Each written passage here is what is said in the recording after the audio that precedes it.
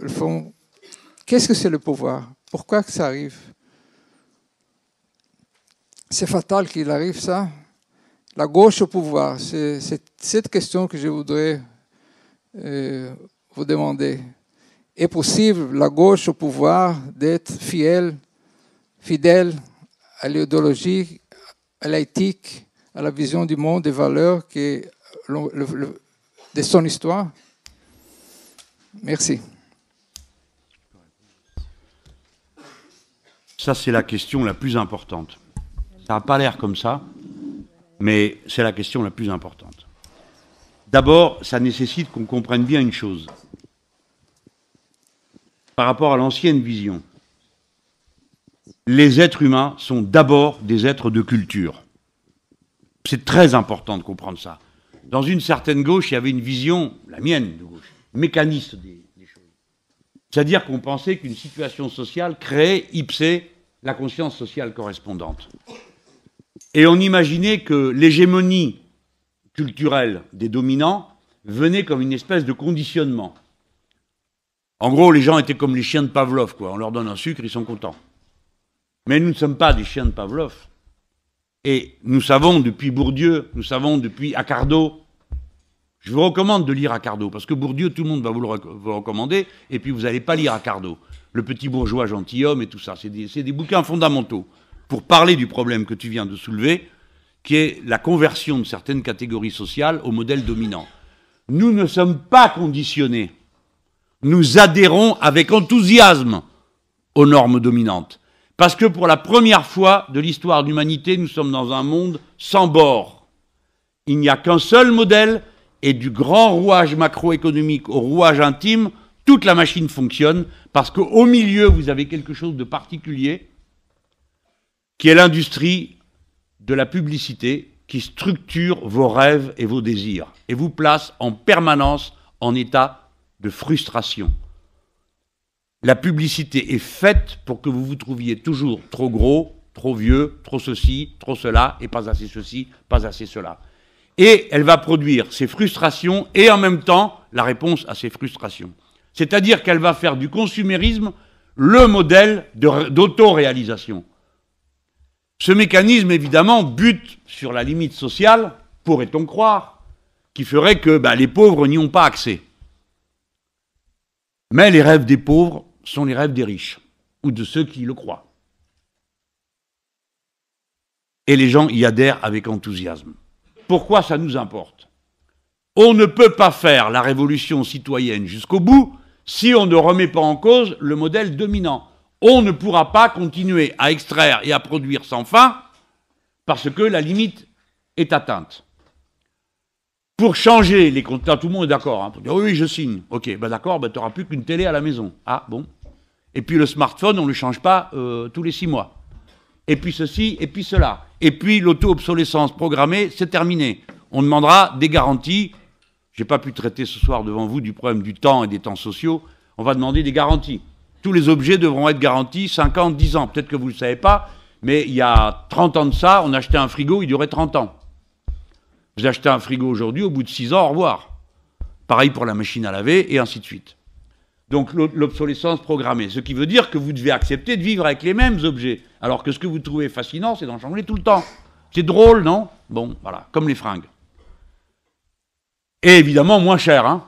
Dans le livre, j'explique ça. Je dis moins cher, ça a un coût pour quelqu'un. Pas pour celui qui vous l'a vendu, ni pour vous qui achetez moins cher.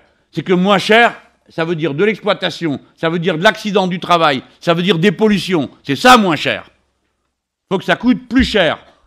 Le bon manger, c'est si on trouve des paysans pour aller faire de l'agriculture naturelle et bio. Il en manque 700 000.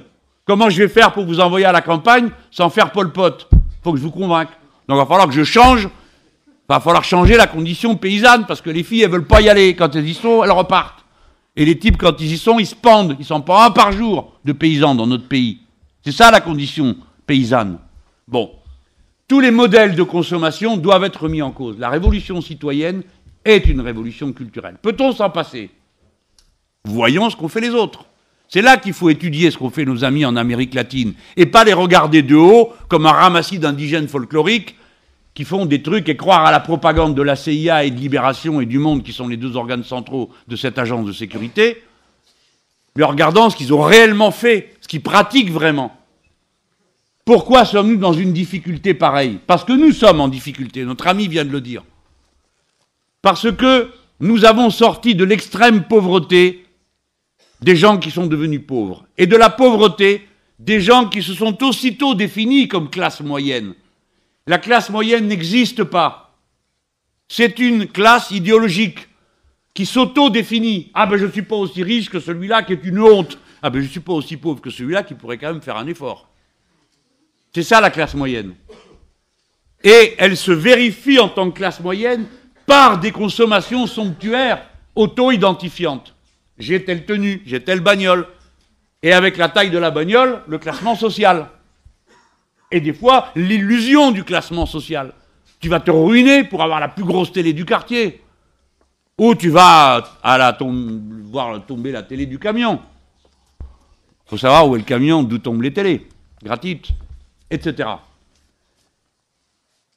Alors, au bout d'un moment, cette classe moyenne qui est sortie de la pauvreté par l'action de répartition de la croissance, des fruits, etc., de partage de la richesse, elle présente des revendications au pouvoir politique que celui ne peut pas accomplir. Il ne peut pas accomplir, il ne peut pas donner sans arrêt plus de nouvelles machines dont ils ont besoin, de nouveaux appareils, de nouvelles consommations. Ce n'est pas possible. Alors à ce moment-là, les gens disent « Ah ben c'est bon, merci, d'accord, vous étiez bien jusque-là, mais maintenant ça va, quoi, on a compris. Hein, il faut passer à autre chose. » Et à ce moment-là, les autres qui sont là, vous savez qu'il n'y a pas un seul parti d'opposition de droite dans toute l'Amérique latine. Le seul parti d'opposition, c'est la presse. C'est comme en France. La droite, il n'y en a pas, il ne faut rien. C'est la presse qui bourre le crâne. Les médias qui bourrent le crâne. Donc les bourreurs de crâne arrivent et disent « C'est une honte !» Bon, bref. Notre problème est concentré là. Chavez, une fois, a essayé d'y faire face. Franchement, il s'y est pris très mal. Il était parti sur « On va changer les habitudes des gens ». Bon, là, il ne fallait pas commencer par là. Il leur a fait un grand discours sur la bière. Sur le thème, on boit trop de bière dans ce pays, c'est pas normal, l'alcoolisme est absolument insupportable, vous vous tuez, vous ruinez la santé, blablabla. Bla. Bon, ça n'a pas marché du tout. Les gens lui ont dit, ouais, le socialisme du 21e siècle est à bas l'impérialisme, d'accord, mais la bière, fout-nous la paix. Bon. Je prends cet exemple un peu caricatural, qui le faisait rire lui-même, pour dire, c'est comme ça la difficulté. Mais c'est la tâche à laquelle nous avons affaire. C'est pourquoi, c'est maintenant que je vais vous résumer la doctrine éco-socialiste dont je me réclame, pour vous montrer qu'elle forme tout, si vous permettez, pour que quand même, je l'ai fait, sinon je vais m'en vouloir, c'est sur mon papier, et je ne l'ai pas dit. La question qui a été posée exige donc qu'on ait une vision globalisante des tâches politiques que nous avons à exercer dans le pouvoir. Voici le résumé. Article 1. Un seul écosystème est compatible avec la vie humaine. Vous avez tous compris, ce n'est pas la nature qu'on défend. La nature, elle s'en fout de vous et de moi et du reste. La Terre pourrait continuer à rouler dans l'univers immense. L'écosystème compatible avec la vie humaine. S'il n'y a qu'un seul écosystème compatible avec la vie humaine, alors nous sommes tous semblables. Pas pareil, semblables. Il n'y a pas d'autrui. Il n'y a que des semblables.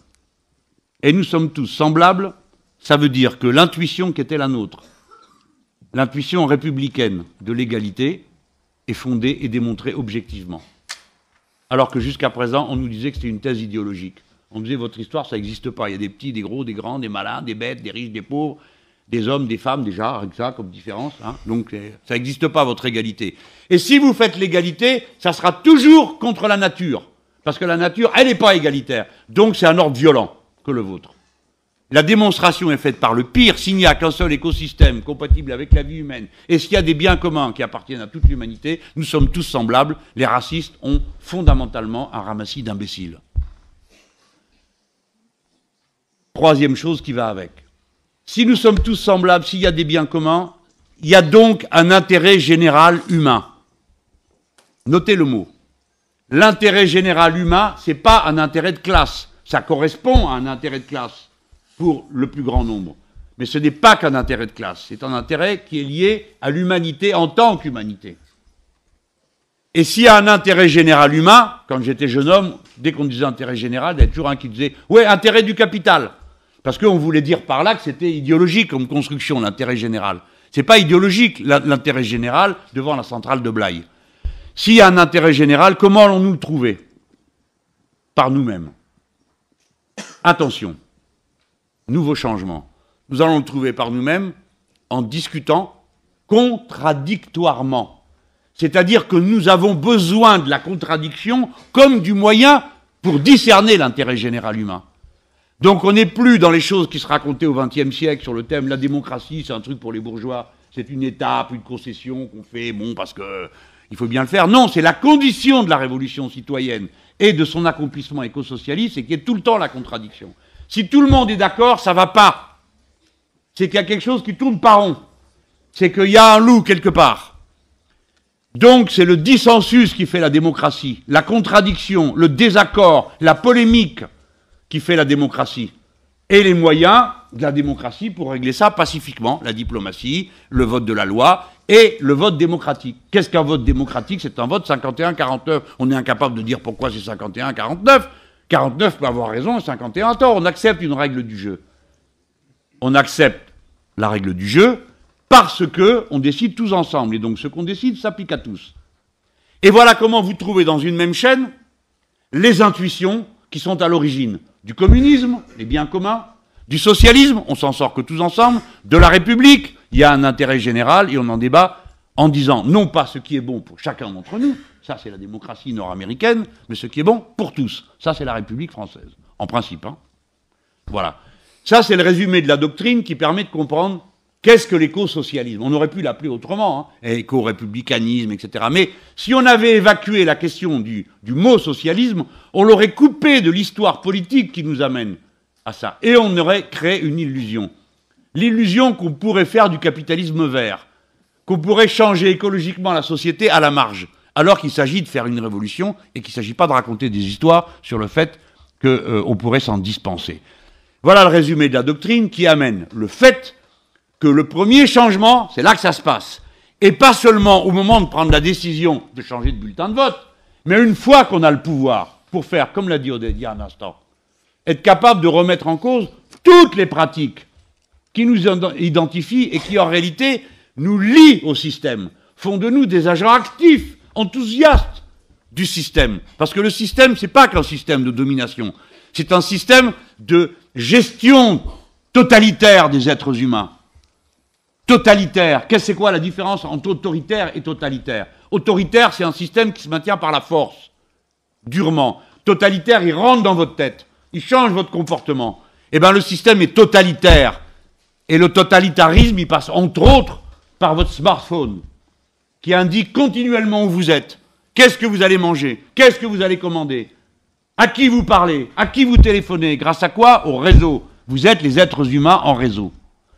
Vous voyez comment on ne peut pas affronter cette réalité sans une vision théorique aussi complète que possible et aussi claire que possible. Mon bouquin, il n'est pas fameux parce qu'il n'est pas assez bien écrit. Il n'est pas assez en langue accessible, pas accessible, c'est accessible à tout le monde, mais il n'y a pas cet effort de fait. Et vous, qui êtes les intellectuels de la suite, rappelez-vous que c'est ça le devoir. C'est pas d'abasourdir par le savoir, mais de le partager. La seule chose que nous pouvons, qui s'accroît à mesure qu'on le partage, c'est le savoir. D'où la fonction centrale de l'éducation et de l'éveil à la conscience. J'ai passé 1h30 avec vous ce soir. Vous allez faire de tout ce que je vous ai dit votre propre mixture. Les uns vont tout rejeter, et pourquoi pas, et les autres vont en absorber beaucoup. Mais je suis sûr que vous n'êtes plus les mêmes personnes en sortant d'ici qu'au moment où vous y êtes entrés. Et moi non plus. Parce que je vous ai expliqué tout ça. J'ai vu des tas de perdus, j'ai vu des réactions, j'ai vu quand ceux qui sourient jamais, et ceux qui font la gueule à certains moments.